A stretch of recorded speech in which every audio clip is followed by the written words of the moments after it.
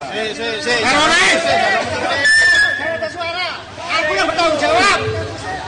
Jangan ada suara. Provokator! Saya bertanggung jawab. Tangkap! Tangkap hatian! Tangkap! Penghasut! Penghasut! Penghasut! Penghasut! Foto busuk! Bupati!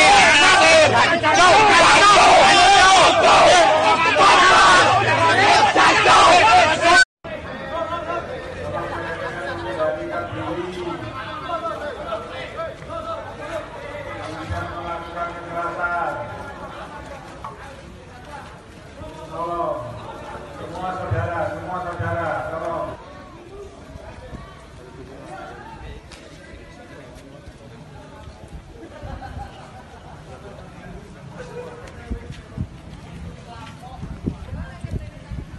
Dari Hotel Rado.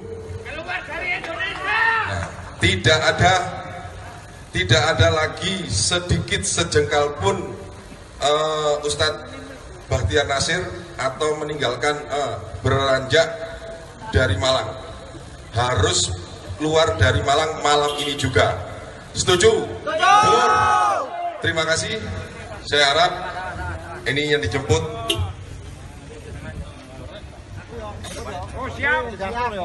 Dia akan mengarahkan langsung ke bandara.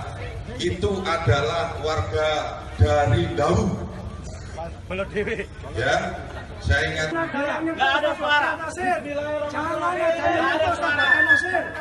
Nggak ada yang menyentuh. Nggak ada yang menyentuh. Jangan ada yang menyentuh Bapak Nasir. Angkat. Satu jiwa. Satu jiwa. Satu jiwa. Aman, ayo Joko aman, bareng-bareng. Terima kasih. Mari kita pulang ke rumah kita masing-masing. Malang aman dan kondusif. Terima kasih.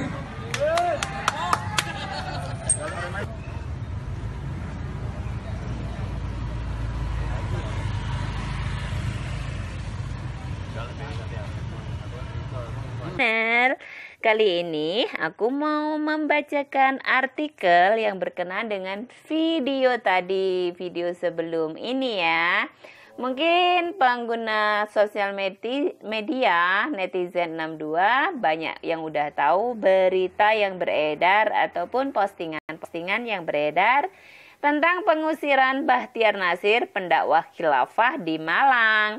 Sekali lagi di sini aku ambil dari seawords.com. Gambarnya NKRI harga mati dengan judul Pengusiran Bahtiar Nasir di Malang adalah kemenangan dakwah.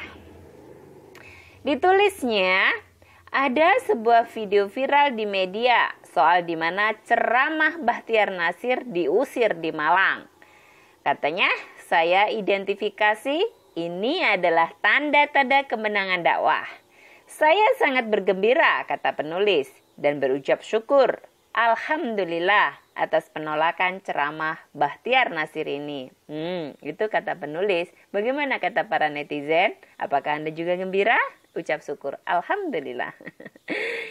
Karena bagaimanapun, jejak digital pengasong khilafah seperti Bahtiar Nasir serta konco-konconya seperti Felix Xiao dan lain-lain yang terus-terusan membawa paham khilafah seperti ini membuat saya cemas terhadap kelangsungan bumi Indonesia yang tentram serta damai untuk seluruh umat beragama di Nusantara. Akhir-akhir ini ada khilafah apa salah ya, busana begini salah, begitu salah. Dulu sebelum ada isu-isu khilafah ya, lihat aja tuh film-film India. Seperti yang kita ketahui, Indonesia ini adalah negeri dengan beraneka ragam suku, agama, ras, dan adat istiadat. Indonesia merdeka adalah hasil perjuangan segenap anak bangsa dari seluruhnya, tanpa terkecuali, di tengah keragaman manusia Indonesia. Sehingga negeri ini bukanlah milik pribadi, perorangan, ataupun golongan. Tertentu. Negeri ini milik kita bersama. Anak yang lahir serta tinggal di negeri bernama Indonesia. Dengar tuh, kita adalah, negeri ini adalah milik kita bersama, bukan milik sebagian golongan. Jadi harus kita jaga bersama. Jika ada yang berniat untuk menghancurkan atau mengganti sistem dan sebagainya, harus kita lawan. Jangan takut gitu ya. Kita tetap Indonesia, Pancasila, Bhinneka Tunggal Ika dengan keberagamannya. Itu kata saya. Saya yang muslim merasa apa yang kita nikmati di negeri bernama Indonesia ini yang tidak terlepas dari perjuangan serta doa-doa para kiai dan leluhur terdahulu. Mereka berjuang demi satu tujuan, yaitu terwujudnya Indonesia yang damai serta sejahtera. Untuk dihuni segala makhluk sampai anak cucu kelak nanti. Tapi negeri yang damai ini harus mengalami turbulensi yang sangat besar dalam beberapa tahun terakhir, di mana paham-paham radikal terimpor ke bumi Indonesia. Hingga kini, setelah dinyatakan bubar dan terlarang oleh pemerintah Indonesia, organisasi radikal seperti HTI serta pengasuh khilafah masih berisik mengganggu kedamaian serta kedaulatan NKRI dan Pancasilanya. Lanjut. Beberapa di antara mereka merasa melakukan sebuah kebenaran, seperti cerita tentang teman tentang bendera HTI yang mengatakan bahwa itu bendera Rasulullah.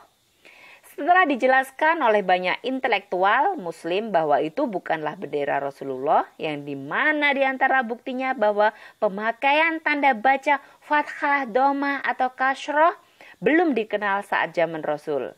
Sehingga bagaimana mungkin disebut bendera Rasulullah?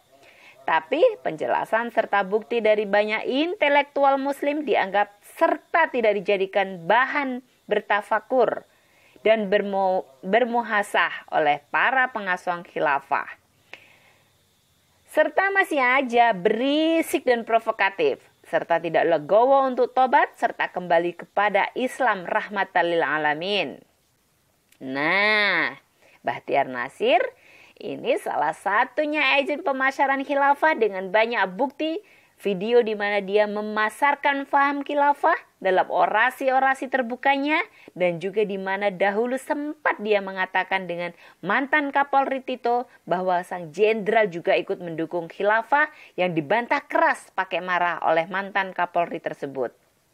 Dan viralnya video tersebut di mana Bahtiar Nasir diusir oleh warga Malang menjadi titik tolak Indonesia mulai kembali ke jalan yang benar di Indonesia. Ke jalan yang benar di mana sifat saling gotong royong antar umat beragama, tenggang rasa, serta saling memiliki sesama anak bangsa kembali bersemi. Amin. Lanjutkan. Kita ingat betul pecahnya kerusuhan akibat provokatif yang ada unsur agama seperti kasus Ambon harusnya menjadi luka mendalam yang selalu mengingatkan kita bagaimana kita hidup di negeri yang beragam suku, ras dan agama ini untuk saling toleransi. Tidaklah salah jika para kiai terdahulu bersama pemuka agama lain selalu menyeru akan toleransi antar umat beragama yang tertuang dalam unsur-unsur kehidupan berbangsa dan bernegara berdasarkan Pancasila. Inilah seruan dakwah para kiai terdahulu, serta para penerus di mana Islam rahmatan lil alamin harus jadi pedoman ceramah-ceramah keagamaan tanpa harus menyinggung agama lain yang menyebabkan konflik horizontal antara anak-anak bangsa, serta seruan-seruan ceramah jangan keluar dari kesepakatan bersama atas negeri ini, yaitu NKRI dengan dasar negara Undang-Undang 1945 dan Pancasila harus dipegang teguh serta terus diingat. Kemenangan dakwah adalah kemenangan Islam yang rahmatan lil alamin, membawa ketentraman untuk seluruh penduduk bumi, Islam yang ramah, yang menyejukkan untuk diri sendiri serta orang sekitarnya. Ketahuilah, para kiai serta guru-guru terdahulu tidak kurang-kurangnya ilmu agama. Sampai ke negeri Arab tempat lahir Rasulullah, banyak para kiai dan guru asal Nusantara ini sangat dikenal dan menjadi tauladan. Banyak terkenal karena kearifan serta keilmuannya yang agung oleh masyarakat Arab. Kedalaman ilmu itulah yang membuat dakwah yang menyejukkan yang dibawa para kiai dan guru terdahulu serta penerusnya hingga membawa keberkahan kepada bumi Indonesia. Ini tidak tercerai-berai seperti negeri-negeri di Timur Tengah seperti Suriah. Maka sudah saatnya masyarakat mulai bergerak untuk meredam dan menolak paham radikal serta pengasongannya demi Indonesia yang bersatu, berdaulat, adil dan makmur, dan demi anak cucu kita di masa depan. Insya Allah. Sumber dari Nasional Kompas dan Nasional Okezon. Nah, jadi seperti orang-orang seperti katanya Ustadz Kiai yang berceramah selalu mencaci maki, menyampaikan unsur-unsur kebencian ya, dan Sugino Cor itu ya, Walonte ya, itu golongan-golongan seperti itu ya, itu jenenge ya bukan untuk menyatukan, bukan untuk membela umat agama Islam, bukan untuk berjuang untuk agama Islam. Kalau kayak gitu justru memecah belah antar umat. Jangankan antar umat beragama, antar umat Islam aja bisa saling menjadikan permusuhan kalau dengar dakwah-dakwah yang seperti itu. Tapi tetap aja banyak ya yang masih mendengarkan dan mengikuti. Mungkin mereka lebih suka ajaran Islam yang seperti itu.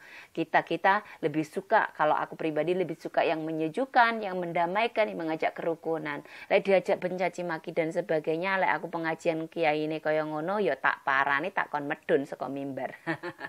Alhamdulillah di sekitarku sini nggak ada pendakwah yang seperti itu gitu ya. Pendakwahnya tetap seperti dulu, kiai-kiai yang berdakwah tetap menyampaikan kesejukan, kedamaian, dan kebaikan-kebaikan.